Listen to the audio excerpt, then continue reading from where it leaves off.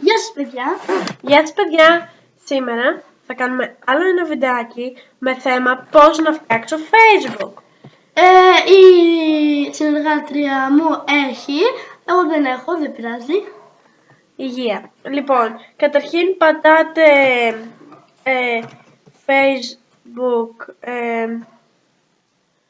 Χωρίς αμφιβολία, το Facebook το έχουν όλοι. Ναι, λοιπόν πάτησα το πρώτο και εάν έχετε ήδη Facebook φυσικά και ξέρετε πώς πατάτε email και κωδικό πρόσβασης.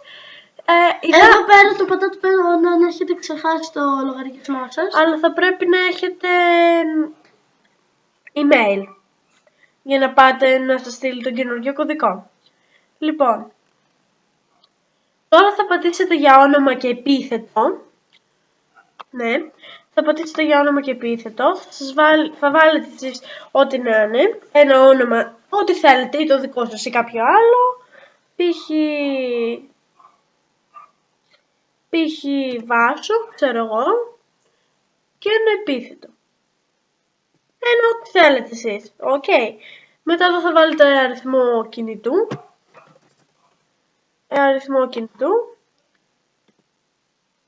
Επίσης ή αριθμό κινητού email. Και αν γράψετε email θα πρέπει να ξαναγράψετε το email και εδώ.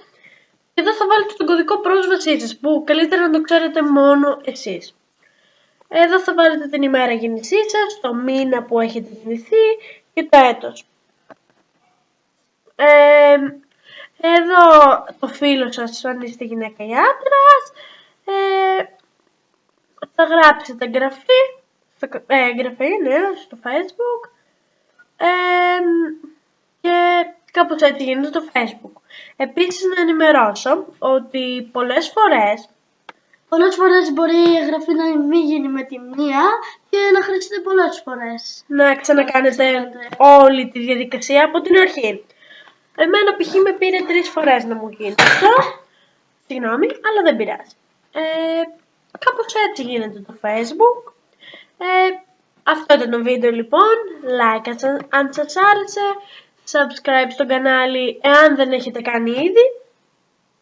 Και γεια σας!